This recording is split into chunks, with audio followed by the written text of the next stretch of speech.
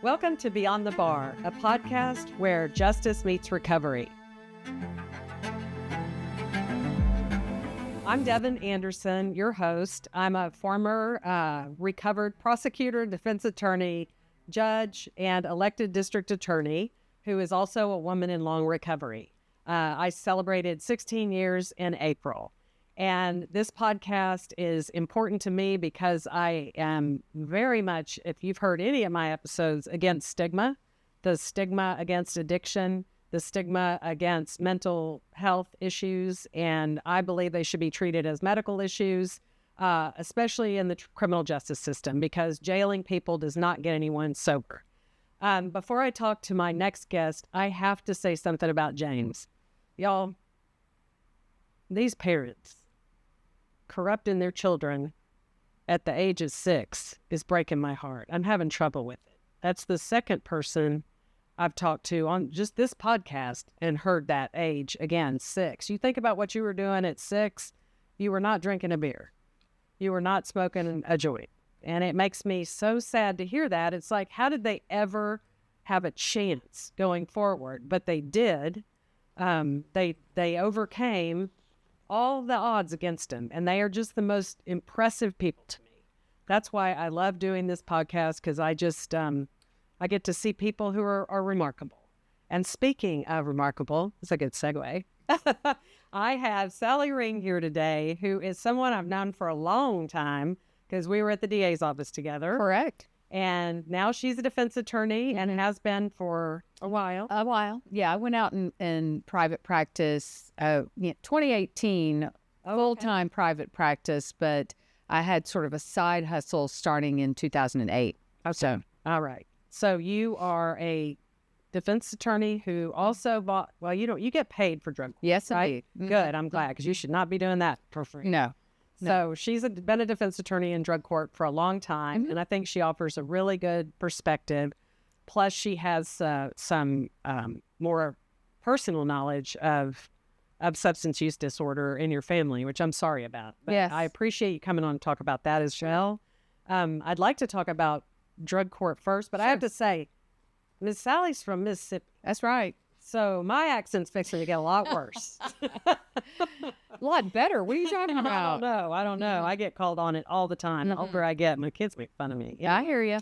Anyway, so I've told people on this podcast about these treatment courts and how they're not adversarial. Sure. Everybody's on a team. And that's true. Yeah, but tell us about what a defense attorney does in there.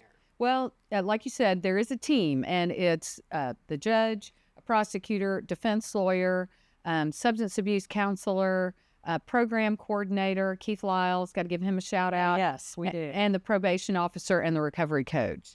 So from all sorts of disciplines in the courthouse, and we each bring something to the table. I think you can testify to that. Okay. Clients are not used to being honest, especially addicts, and we all have to sort of break them in so they can trust us to tell the truth. And that is a big challenge, because they're not used to trusting the system. No, they're not. By the time they get to us. And it's one of the things that I talk about in every graduation, is that it's not a gotcha program. Right. In fact, you're going to get more chances than you'd get in any other court. Agreed. Yeah. Agreed. I had a client recently, our potential client, not anymore because she absconded, but she said, yeah, I heard Star Court's a snitch court. It's called a snitch court.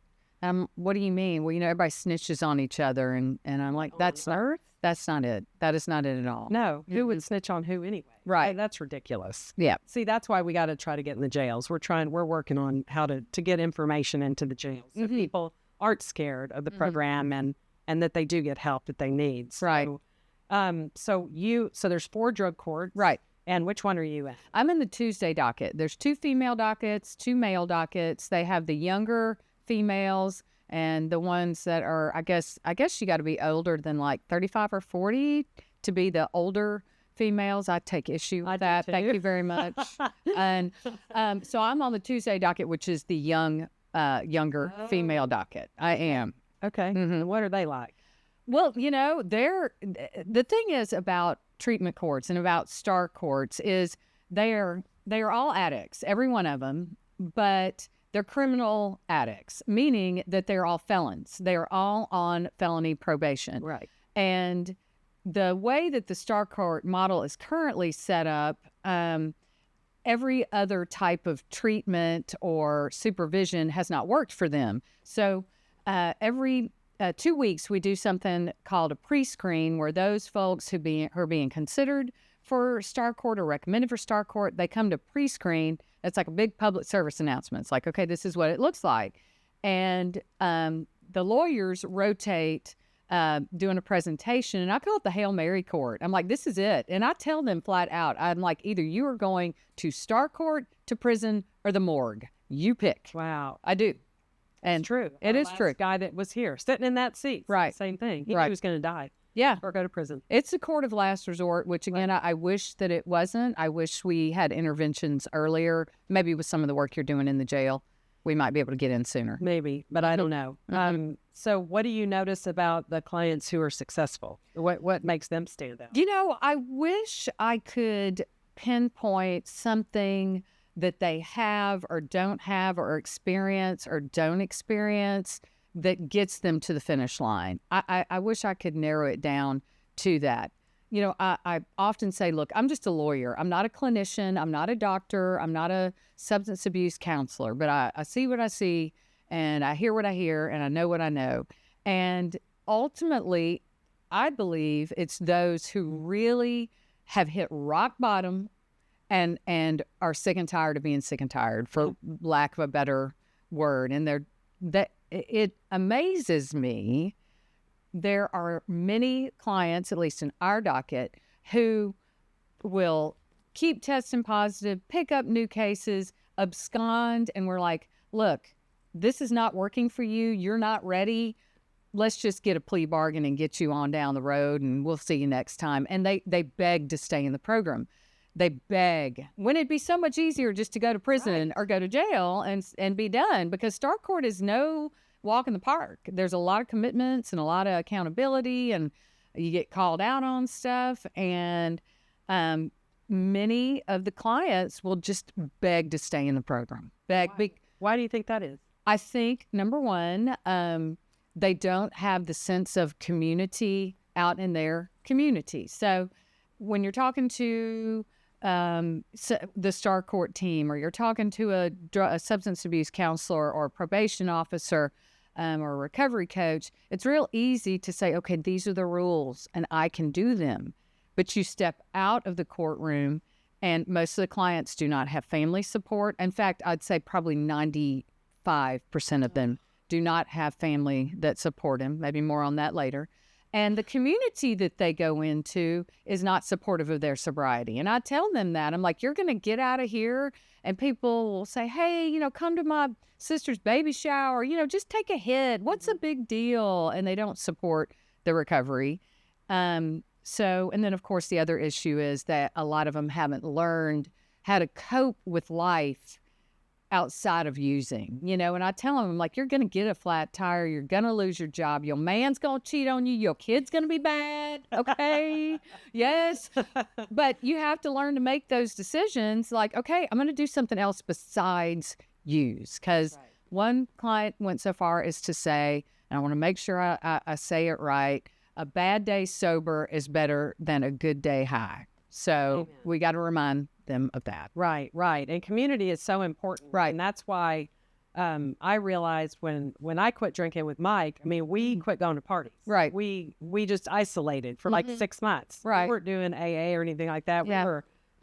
We were, white knuckling down. Well, I was. I don't know about him. But then you have to find your people. Right. It's like learning how to live a whole new life. And Sure. so that's why we started the Party Sober Partnership, so they could have fun things to do if they have a family, but if they don't, they can come to this and meet other people in recovery, because you do meet people in AA, and we tell them you need to stay, or in A or any of the 12 steps, you need to stay with those people. Right. Because you're right. So many of them come in with nothing, no body, most of them, because they've worn out their welcome. They have, and there's nobody left. Or their families are users and addicts as Yes. well, and that's not healthy and not conducive to them getting better. Yeah, the acts of sabotage always just shocked me. Right. And just the people trying to drag you back in. Yeah, And I warned him about that too. Right. I'm sure you do too. Yes, that, are these people truly your friends, right? But it's hard to break out of what you know, even if it's bad for you, even if it's going to lead to poor decisions. Does anybody come to mind that surprised you the most with being successful? A lot of our clients, most, I must say, should I say many or most? Many have been trafficked since early teens, meaning they prostitute for drugs, they use drugs to numb themselves to prostitute. It's a double-edged sword. And there was a client that I can think of right now who'd been working the streets since she was 15. And once we got her off the streets and in housing and put her in trauma therapy and just took her out of that life, she didn't test positive probably the whole time she was in Star Court, a year, 2 years.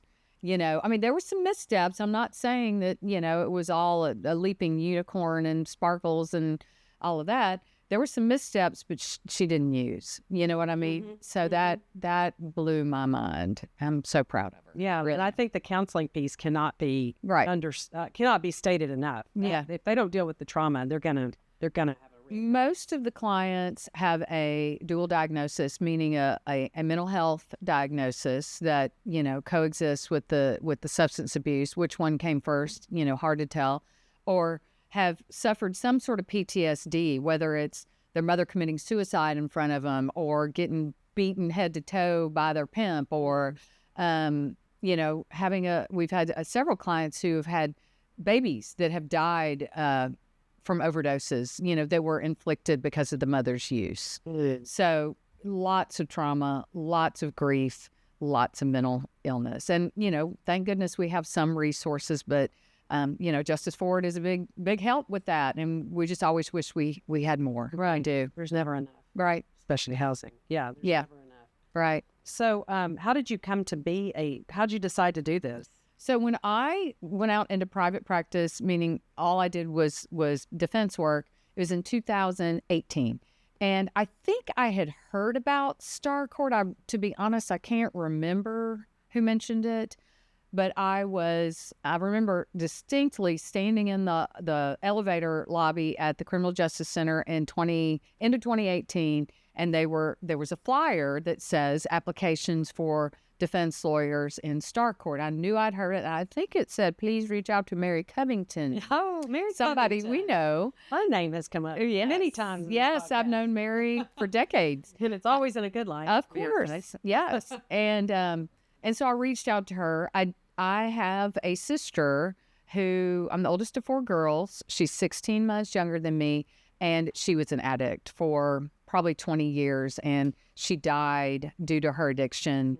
In 2018. Yeah, she did. So I felt a draw. It was right then. Right then. Same I here. felt a draw to do it. And, I think God put that flyer in front of me, and God has given me the blessing of Star Court. It is emotionally very challenging, lots of frustration. Again, I'm a lawyer, not a clinician, so sometimes reasoning of the clients just blow my mind and frustrate me. I'm like, really? Are you serious? This is how you cope? Just suck it up, But they are my teachers. They are. So it's been, I think, a way for me to use my experience, not as an addict, but someone who has lived with addiction and suffered from addiction and saw my whole family and circle suffer from her addiction. So I think I bring that to the table. It's a gift. Do you have much contact with their families in Star Drug? Most of their families have quit them. Most of them have. I would say 95% of them don't have a mom, a dad, brothers, sisters.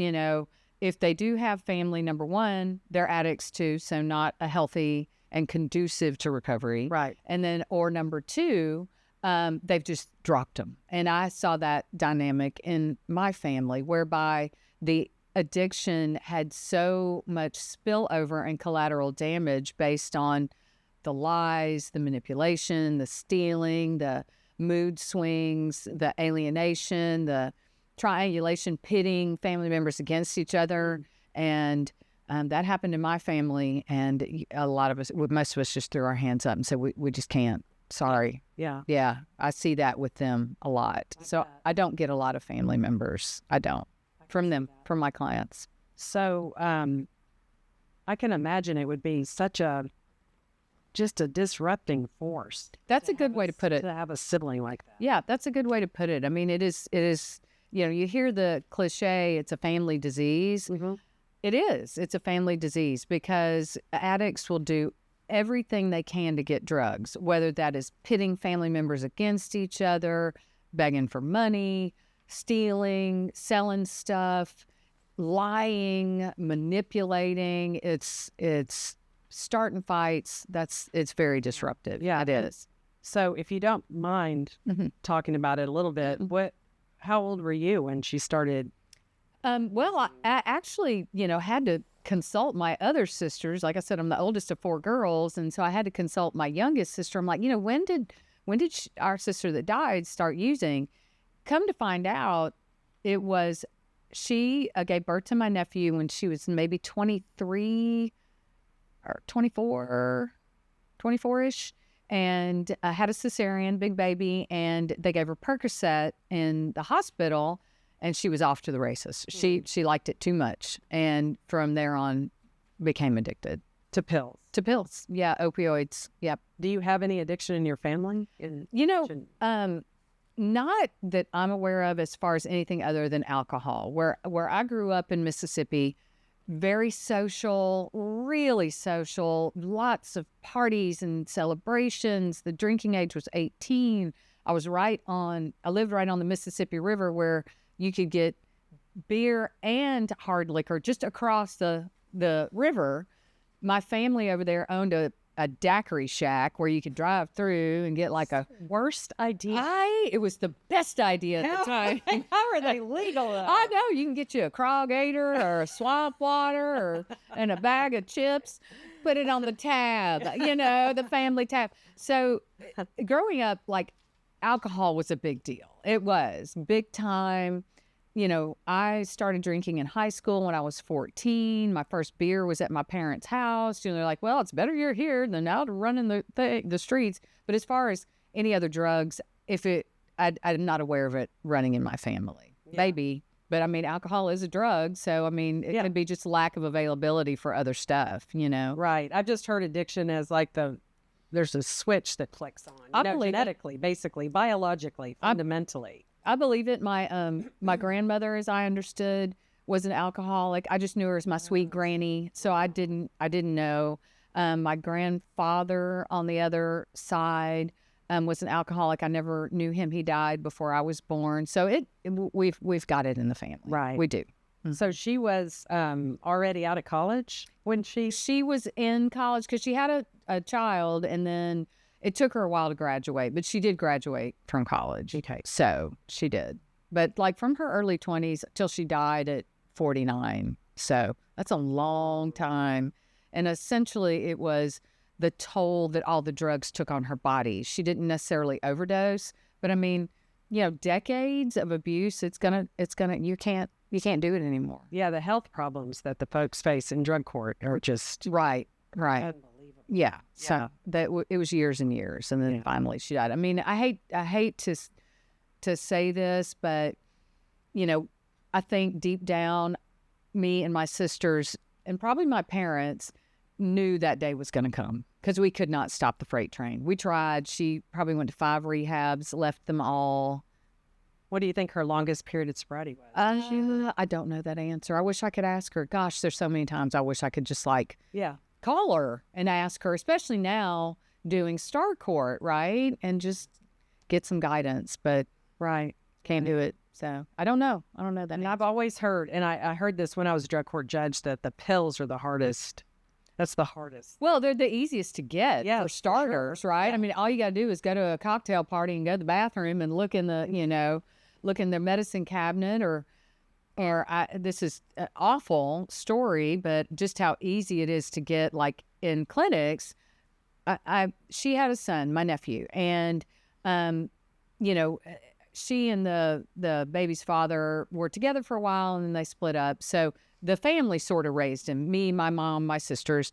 And she was at college, and I would go visit her and just kind of help out with the kid for the weekend. And I just wanted to see my nephew and et cetera. I remember one time she picked me up from the airport, and instead of going to her apartment, we drove to a hospital, like an emergency room. And the kid's in the back. He's like a year and a half, 2. And she's like, I said, what are we doing? And she's like, I have a headache. I'm going to go in. And I stayed in the car with the kid for, no joke, 3 hours. And she goes in and it's like, oh, migraine. And they give her like a bunch of morphine. And of course I had to drive, gosh. right? Yeah. She was that much of an addict that Yeah. she's picking me up. She's got the kid in the car, and she saw it as an opportunity to get high. So if that doesn't, underscore what people will do when they're in the throes of that addiction. Is that when that would give me a lot of alarm about her parenting. Right. And as a result, she did graduate, but like I said, she had a lot of help from the family. My mom had, watched my nephew a lot, was very involved. He went to go live with his dad for a while. That didn't work out. And eventually myself and my husband took him in when he was 7. My nephew, we raised him from age 7 because my sister just couldn't do it. Yeah. Wouldn't do it. The drugs were more important. Yeah. Pretty tragic. And I see that a bunch in Star Court. I mean, most of my clients in Star have lost all of their kids to CPS or, addiction, like, coming out addicted and dying. So Right. that's real challenging. Yeah. And a lot of them were that. Yes. They were that child. Right. Exactly. Yeah. So that is, again, something I wish I could ask my sister. Mm-hmm. Can't do it. I'm so sorry. I am too, but it's made me hopefully understand more than anything the family dynamic of my clients, and when there aren't anybody calling to check on them, or when they leave the courtroom and can't really walk the walk. They can talk the talk, but they can't walk the walk because they don't have the support. I think that has helped me be more sympathetic to them. But like I said earlier, I get bent out of shape when I'm like, come on, just do right. Really? Just stop. Yeah. Just stop. And then I have to roll myself back. And they say, can't. I know. Yeah. It's not that easy. I've asked the last couple of women who've been on the podcast about, you need to explain this to people. Right. Well, that's one thing that I'm not trying to like flip the script here, but I've been wanting to ask you since I listened to your testimony. I mean, you did it in a non-traditional way. You just quit. Yeah, I did. You just said, I'm not doing this anymore. Well, because I thought Mike was going to leave me. Well, and that takes some grit because many of our people we see, they've lost everything: husbands, kids, jobs, family, housing, their teeth, Yeah. And that is amazing to me that you were able to just quit. And I don't, you're the interviewer, but No, that's sweet of you. I'm curious, like, what do you think it was that gave you that superpower? Because that's what it is. I think it's, I had quit smoking before, which is kind of people are like, and I never started that again. Mm-hmm. That is hard as hell. I believe you. And that's a physical addiction. Right. With the alcohol, mine was more mental and habit and Right. Stress relief. Right. But I also never wanted to stop. So I remember seeing Ann Richards talk a long time ago, and she said, I'm not a one-drink gal. Yeah. She was a recovering alcoholic. Right. And she said, I can't just have one. And I look at people who can think, freak, how do you do that? You know what I mean?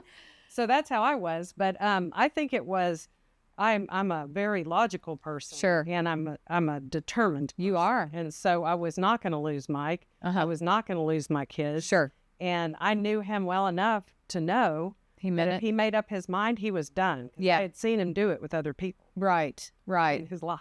Right. Cut him out cold. Sure. And the first time it happened, I thought, wow. I mean, some friends, two friends he did it to that he never really talked to again. I mean, he saved your life in a way. He did. He did. He did. And the fact that he quit with me after, I didn't say this in the podcast, but he said, now, I do have the men's retreat for his church with his Bible study next weekend. I'd like to drink at that, and then I'll quit with you. I'm like, Okay. Okay, thanks. Well, at least he told you, It right? was great. No, it was. At I least- could never have done it. And the funny thing is, even after doing drug court, I had it didn't even occur to me that somebody like me would do AA or NA or anything like that. Really? And I think it's because I didn't know anybody. Right. I didn't know anyone. You know what world we lived in Right.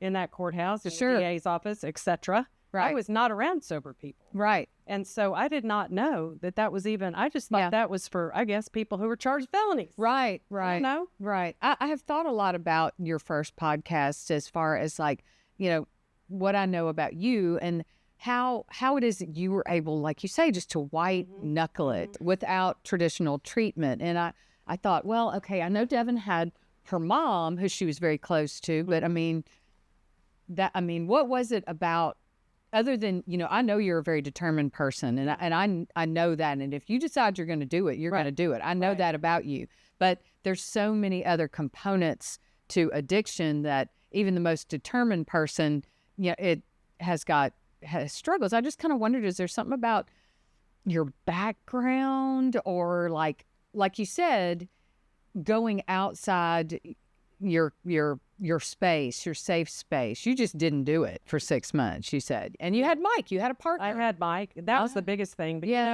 I think a lot of it also, I've realized that shame is a huge driver in my life and guilt.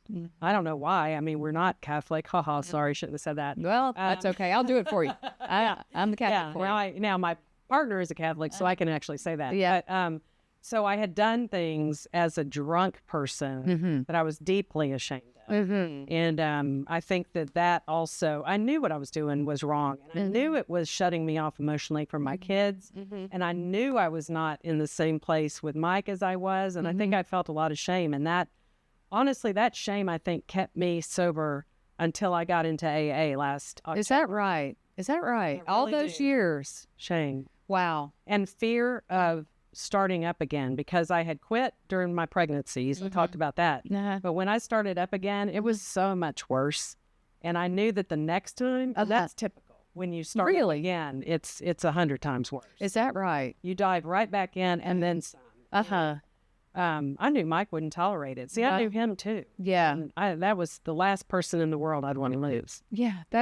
I just wish that our Star Court clients, there was something that something that could, whatever, that special person or that special drive that could give them the strength to white knuckle, in addition to the resources that we give them. But I think you raise a good point about, your peer group was not in treatment, or your peer group was not, in AA or anything like that. So, I mean, it was just alien to you, really right? Even though I was asking people in drug court what step they were on while I was going home and drinking a bottle of wine by myself. The other thing is, you mentioned about shame when you did Mike Fields' podcast. He brought up, I'm learning from you and the prosecutor, and I'm listening to him. Listening. I am, that he talked about how addiction, in addition to, the physical things that it does to your body, and if you're using illegal drugs, the criminogenic behavior,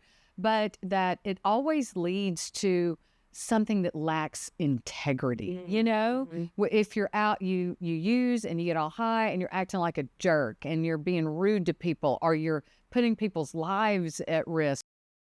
But I mean, it all leads to decisions that are not substantiated by integrity, respect, and love. He said that. I guess, is that part of the whole steps, or the just a recovery model? It's being in integrity. Yeah. That honesty and compassion and helping other people, all of that. It teaches you how to live as a sober person, because it really is a different life. Right. And it's a different life. I've thought about that a lot, that he said that, and I've tried to use that when talking to my star girls about, it's the decisions you're making. Are you living a life of integrity? Are you living a life of respect? Are you living a life of love? Are you doing that? And I think, Sally, a lot of it might have to do with the environment that a lot of the folks that you see come from, because they don't know that. They don't know. They have no self-worth. I mean, they were not taught to love themselves, to value themselves.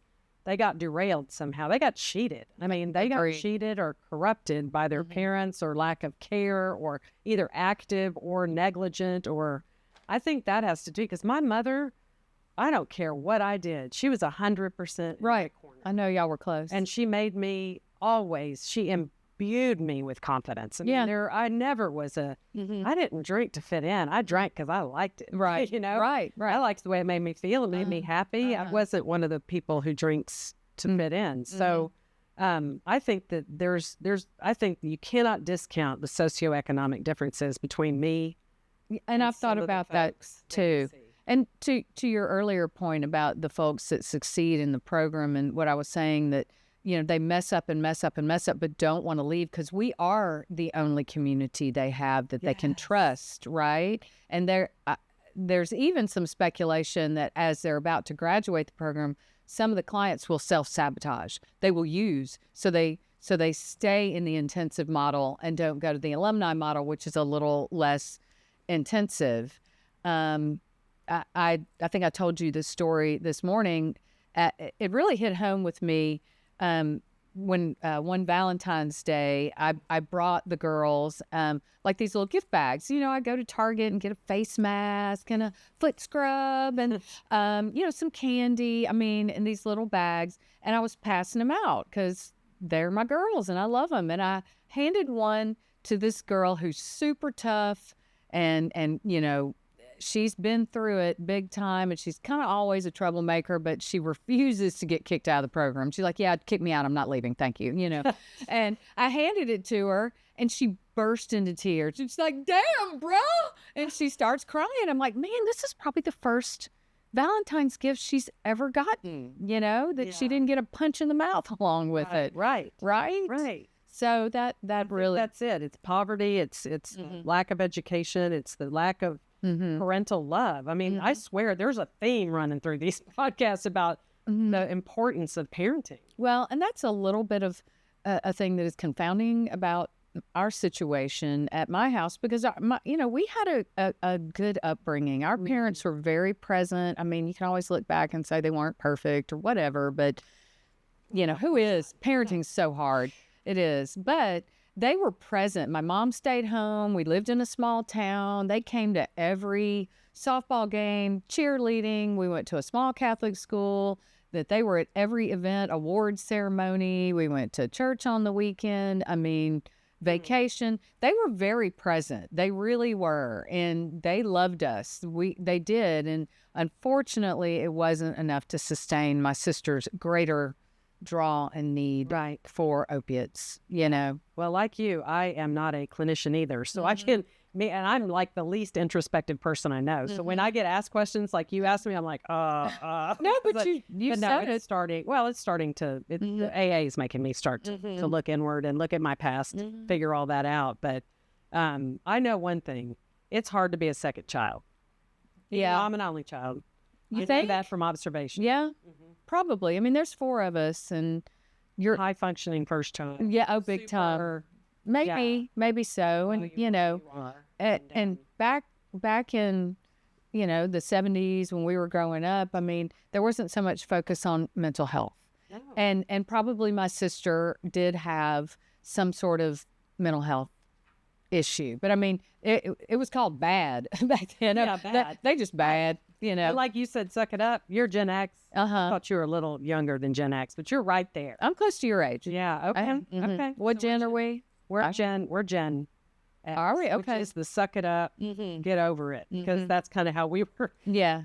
Right. The feral generation. I guess so. I mean, I was a latchkey kid. I guess. Because my mom was working. So. Well, my sister probably had some mental health things, but they just. They didn't go to the doctor because you were sad or mad or bad. It was like, you get spanked. Thank you. Thank you. Pretty much. But keep that up. Yeah. And so I do think that may have been part of her inability to resist, what her body was saying it needed. So, well, I thank you for coming on to talk about that. Because I know that was, I don't know how often you talk about it in public, but never. I appreciate it Oh, of course. very much, because I think people need to hear the other side and hear the effect it has on families. It still does, you know. I mean, it's still her son, my nephew, who we raised. After she died, I think it was, I don't know how to put it. There's a very cathartic, and he has separated himself from the rest of the family. He is we're estranged. And I raised this baby since he was 7. He doesn't talk to me. He doesn't talk to my sisters. Doesn't talk to his grandfather. And I think maybe her death, and then my mother died 6 months after that. His grandmother, who he was very close to, she raised him as well. I think it just was so much. I don't know if he's an addict now. I don't know. I haven't talked to him in 7 years.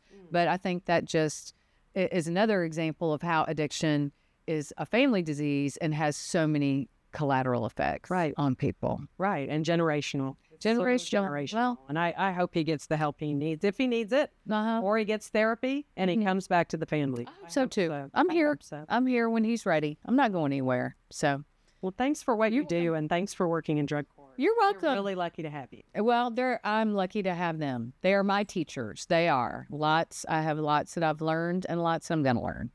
Thank you, Devon. Thank you. You're welcome. See, I mean, she's great. Mississippi, Miss Mississippi. Yeah, I didn't even get to talk about going Mississippi. You know, sometimes I have to yell at everybody. Oh, you're going to go Mississippi on them? Yeah, that's what I do. Yeah. So, well, you know, that the meeker, not meeker, but meeker members or more low key members of my team. You know, if say for example the clients are getting lackadaisical, and let's say they're attire, you know, it is still court. Court. And they show up in their booty shorts and they got holes in their pants and they're hanging all out of their tank top and, you know, some inappropriate T-shirt, or they're calling the judge by their first name. Oh, wow. You know, that kind of stuff, showing up late. Every now and then I'll get the nudge like, all right, you need to go Mississippi. Okay. So perfect. And I'd be like, ladies, we gonna talk now. And I give them the business. I do. You know, they like throw me under the bus. They make me the bad guy. All right, go Mississippi on them. Okay. I'm like, Jessica Yeager calls me Mississippi. She knows. She knows. She knows. All right. She's seen it. Okay.